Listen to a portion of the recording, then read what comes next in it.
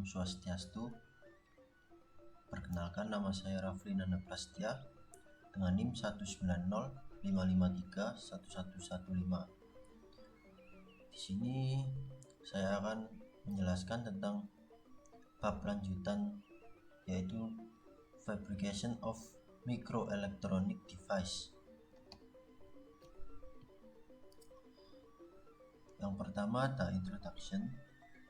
Fabrication of microelectronic device adalah proses yang saat ini digunakan dalam fabrikasi perangkat mikroelektronik dan integrated circuit. Pada materi ini memperkenalkan sifat dasar semikonduktor dan silikon, kemudian menjelaskan masing-masing langkah fabrikasi utama. Jenis bagian yang diproduksi yaitu prosesor komputer, chip memori, printed circuit board, dan semua jenis sirkuit terintegrasi. Keuntungan utama dari IC saat ini adalah ukurannya yang sangat kecil dan biayanya yang rendah.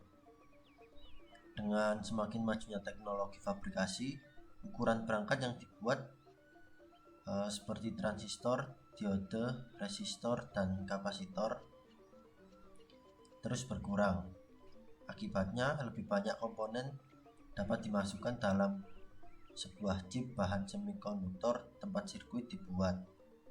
Selain itu, produksi massal dan otomatisasi telah membantu mengurangi biaya setiap rangkaian yang diselesaikan.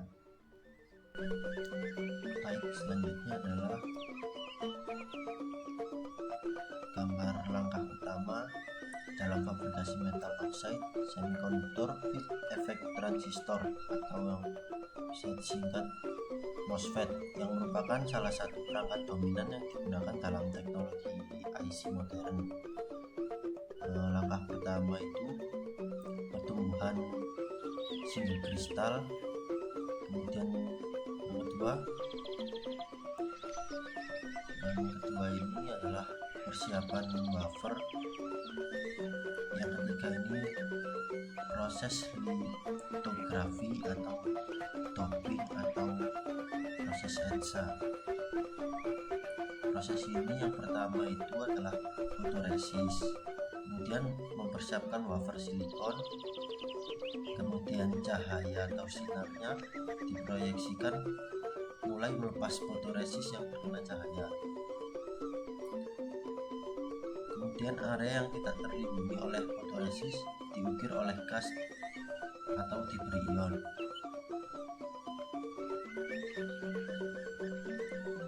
Kemudian setelah semua fotoresis dihilangkan, kemudian ini adalah daerah dopet fotoresis baru dibuntal di wafer, dan langkah 2 sampai 4 diulangi.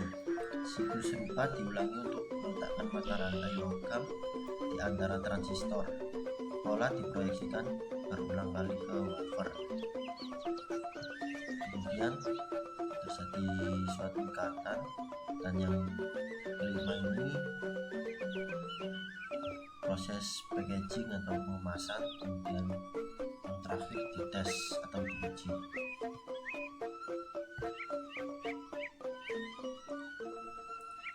Yang kedua ada clean rooms. Clean rooms sangat penting untuk produksi sebagian besar integrated circuit. Ada berbagai tingkat clean room yang ditentukan oleh kelas kamar. Sistem klasifikasi mengacu pada jumlah atau partikel yang lebih besar dalam kaki kubik udara. Kamar paling bersih untuk mikroelektronik manufacturing berkisar dari kelas 1 hingga kelas 10, sehingga perbandingan tingkat kontaminasi di rumah sakit modern berada di urutan 10.000 partikel per kaki kubik. Untuk mendapatkan atmosfer terkontrol yang bebas dari kontaminasi partikular. Semua udara yang berventilasi dilewatkan melalui filter udara partikular efisiensi tinggi atau HEPA. Selain itu, udara biasanya dikondisikan sehingga berada pada suhu sekitar 21 derajat atau 70 derajat Fahrenheit dan 45% kelembapan relatif.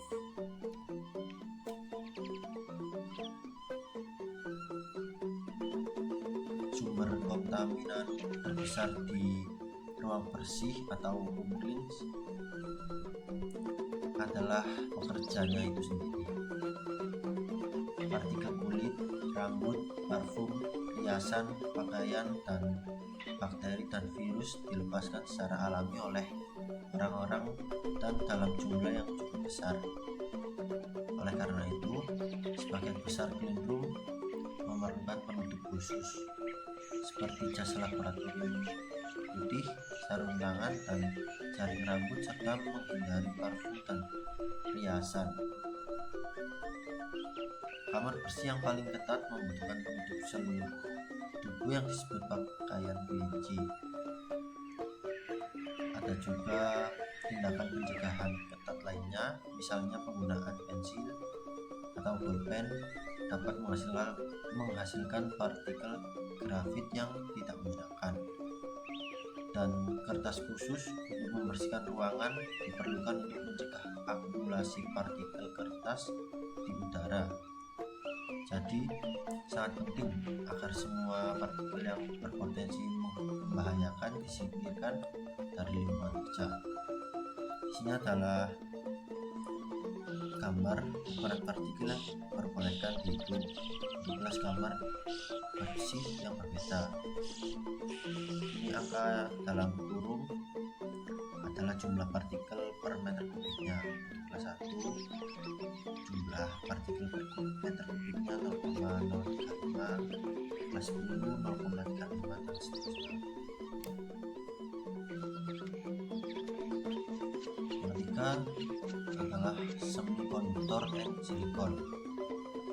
Bahan-bahan semikonduktor memiliki sifat listrik yang terletak di antara konduktor dan insulator yang menunjukkan resistansi antara 10⁻³ sampai 10⁸ ohm cm.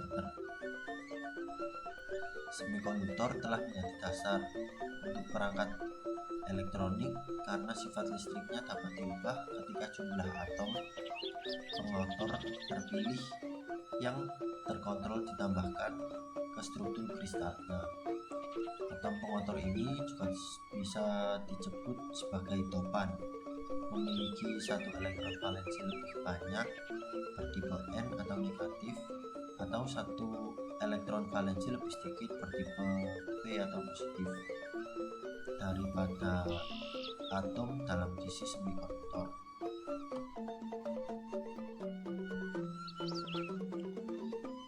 Selanjutnya, struktur of silicon. Struktur kristalografi silikon adalah struktur FCC tipe berlian bersama dengan indeks Miller dari bahan FCC.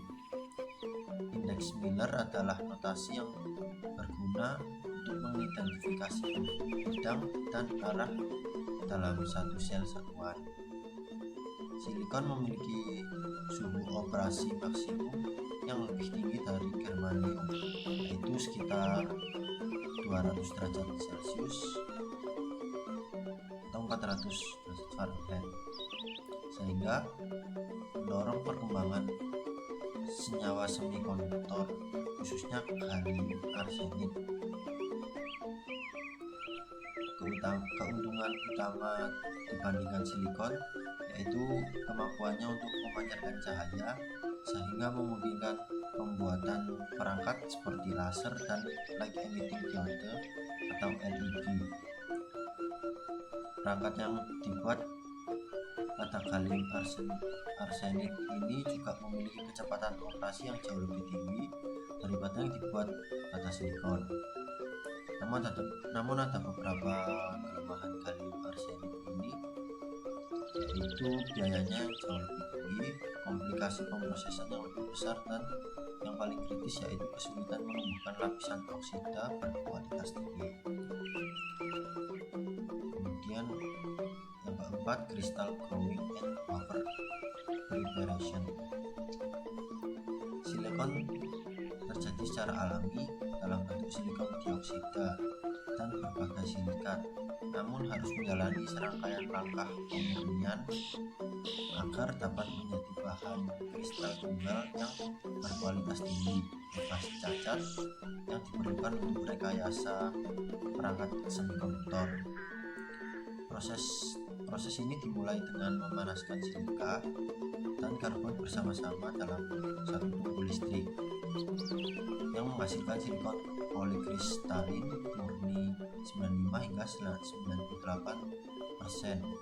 Bahan ini dikonversikan menjadi bentuk alternatif, biasanya trichlorosilan, yang selanjutnya dimurnikan dan didekomposisikan dalam atmosfer hidrogen bersumber tinggi. Produk yang dihasilkan adalah silikon kelas elektronik atau IGS berkualitas sangat tinggi. Kemudian single crystal growing adalah aktivitas utama dalam industri semikonduktor dalam pembuatan wafer silikon di microelectronic device. Ada dua metode dasar pertumbuhan kristal, yaitu yang pertama crystal pulling method, yaitu sebuah kristal benih dicelupkan ke dalam logam tuangan, kemudian ditarik secara perlahan sambil diputar. Logam cair itu mulai mengeras pada benih dan struktur kristal benih itu berlanjut di seluruh benih tersebut. Dopen atau elemen campuran dapat ditambahkan pada logam cair itu untuk menghasilkan sifat-sifat listrik khusus. Dan yang kedua ada floating zone method, dimulai dengan bahan dari silikon polikristalin bersandar pada satu kristal kumparan induksi, memanaskan dua potong sementara kumparan bergerak perlahan ke atas. Kristal tunggal tumbuh ke atas sambil mempertahankan orientasinya. Wafer tipis kemudian dipotong dari batang, dibersihkan dan dipoles untuk digunakan dalam pembuatan peranti elektronik mikro.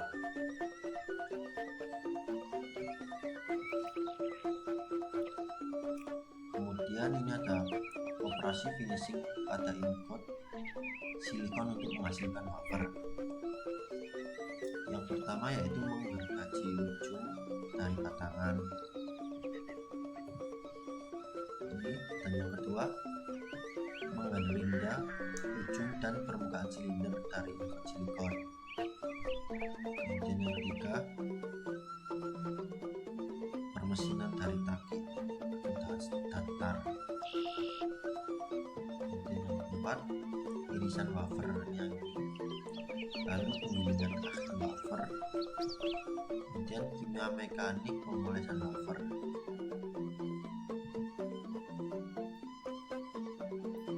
Selanjutnya yang kelima film deposition, lapisan dengan berbagai jenis digunakan secara ekstensif dalam pemrosesan perangkat elektronik mikro, khususnya melindungi dan memandu film. Lapisan yang umumnya diinduksi mencakup polisilikon, nitrit silikon, silikon dioksida, tungsten, titanium, dan aluminium. Dalam beberapa kasus, wafer hanya berfungsi sebagai dukungan mekanis untuk membentuk lapisan epitaksial sesuai dengan selera. Epitaksi ini didefinisikan sebagai pertumbuhan deposit uap, epitaksi atau elektrodeposit, terjadi ketika orientasi kristal dari deposit terkait langsung dengan orientasi kristal di bawah kristal substrat. Keuntungan mengolah lapisan yang tersimpan ini bukan pada permukaan wafer yang sebenarnya, mencakup lebih sedikit ketinggalan, misalnya karbon dan oksigen.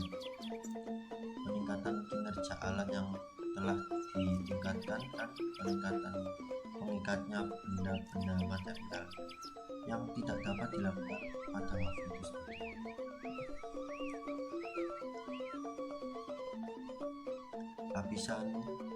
Lapisan bisa disajikan dengan beberapa teknik yang mencakup berbagai tekanan, suhu, dan sistem ruang hampa udara. Yang pertama, evaporasi. Dalam proses ini, logam dipanaskan hingga menguap. Setelah penguapan, logam membentuk lapisan tipis pada permukaan yang substrat. Panas untuk penguapan biasanya dihasilkan oleh filamen pemanas atau sinar elektron. Yang kedua, sputtering, mencakup membombardir target dengan ion berenergi tinggi, biasanya argon atau AR, dalam ruang hampa. Sistem sputtering ini umumnya mencakup sumber daya DC untuk menghasilkan ion berenergi. Yang ketiga, CVD,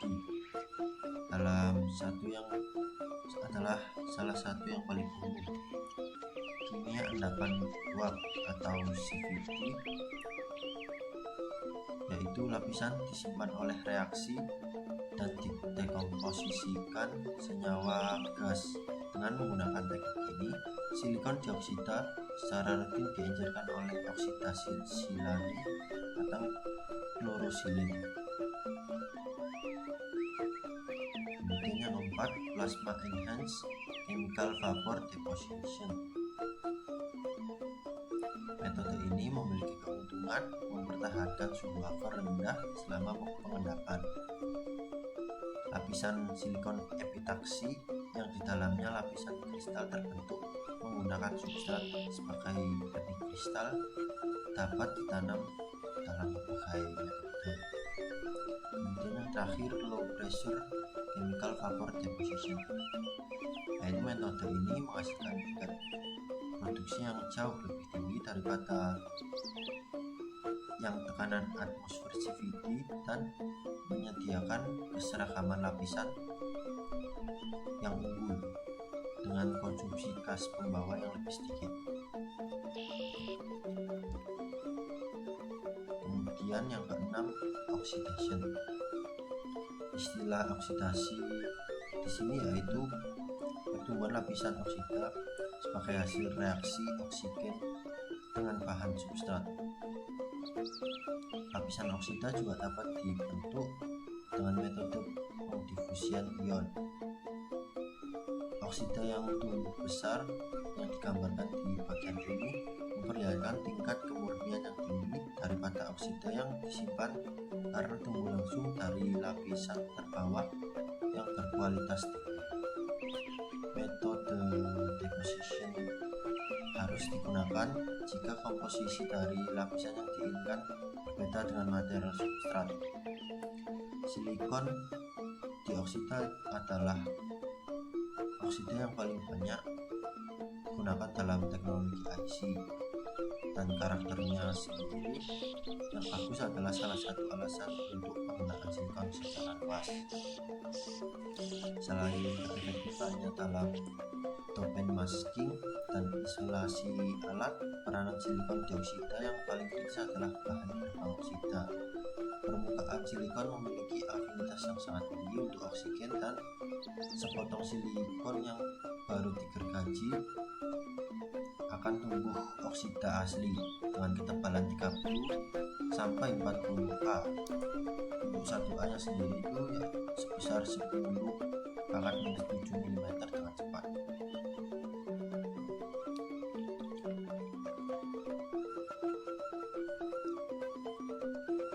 Kemudian ada dry oxidation dan wet oxidation. Dry oxidation ini adalah memiliki tingkat pertumbuhan yang lebih lebih rendah daripada oksidasi basah. Meskipun kualitas lapisan oksidasi lebih baik daripada lapisan oksidasi basah, oksidasi kering ini juga menghasilkan kepadatan oksida yang lebih tinggi daripada yang dicapai oleh oksida basah, sehingga memiliki tegangan tembus yang lebih tinggi.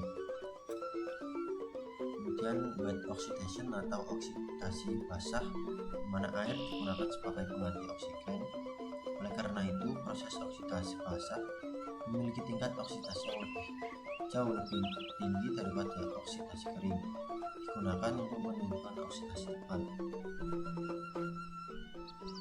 Yang ketujuh adalah litografi. Litografi berasal dari bahasa Yunani kuno, yaitu litos atau batu, dan grafen yaitu menulis, atau bisa diartikan cetak batu. Adalah sebuah metode percetakan di atas permukaan licin dan juga sebuah cara untuk memproduksi bahan semikonduktor. Litografi ini adalah proses di mana pola geometris yang menentukan perangkat ditransfer ke permukaan substrat. Terdapat banyak bentuk dari litografi ini, tapi yang paling digunakan itu adalah fotolitografi, elektron beam litografi, dan X-ray litografi. Elektron beam litografi dan X-ray litografi sangat menarik karena kemampuannya untuk mentransfer pola resolusi yang tinggi, yang merupakan fitur yang diperlukan untuk peningkatan miniaturisasi sirkuit terpadu atau integrated circuit. Yang pertama adalah fotolitografi, yaitu proses dari fotolitografi ini adalah proses pemindahan pola bentuk geometris pada masker ke lapisan tipis beberapa mikron dan bahan yang peka terhadap radiasi atau fotoresis. Tahapan dari fotolitografi ini yang pertama adalah surface cleaning, spin coating with photoresist, soft baking, mask alignment and exposure, kemudian development, hard baking, etching, dan yang terakhir post process cleaning dan final inspection. Untuk surface cleaning, permukaan substrat harus benar-benar dibersihkan sehingga tidak ada debu atau minyak, bakteri atau goresan yang menempel. Yang kedua, spin coating with photoresist. Substrat dilapisi fotoresist dengan mekanisme spin coating. Fotoresist yang berwujud cair diteteskan di atas substrat dan kemudian substrat diputar hingga diperoleh lapisan yang seragam. Ketiga, soft baking. Pemanasan setelah proses pelapisan fotoresist tujuannya adalah untuk menguapkan larutan pelapis dan memadatkan fotoresist setelah spin coating. Lalu mask alignment and exposure. Masker harus dibuat paralel dengan substrat dan sumber sinar fotolitografi. Terdapat 3 metode pensejajaran masker, yaitu kontak aligner, proximity aligner, projection aligner. Kemudian selanjutnya development. Proses penyinaran akan menyebabkan perubahan kimia pada fotoresist.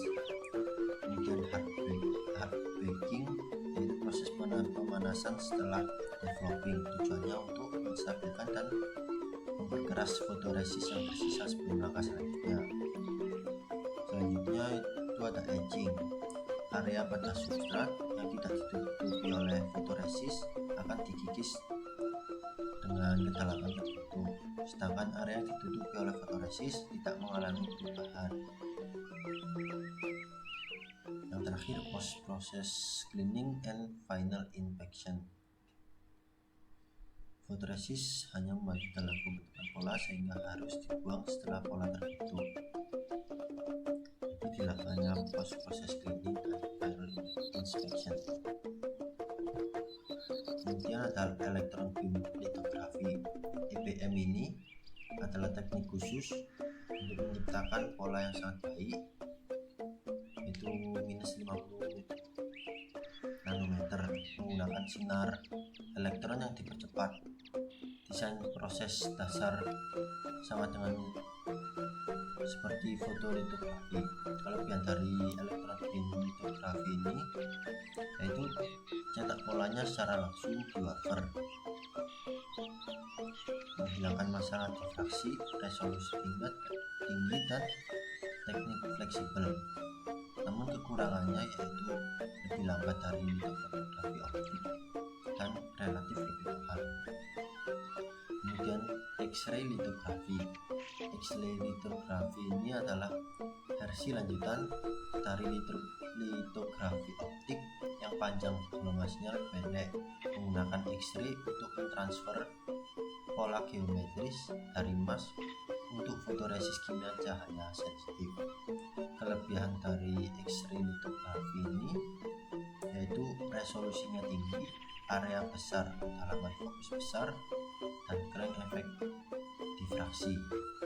Namun mempunyai kekurangan yaitu tidak dapat difokuskan melalui lensa dan terjadi distorsi di absorber. Baik, sekian presentasi yang dapat saya sampaikan. Kurang lebihnya mohon maaf jika terdapat salah kata. Terima kasih.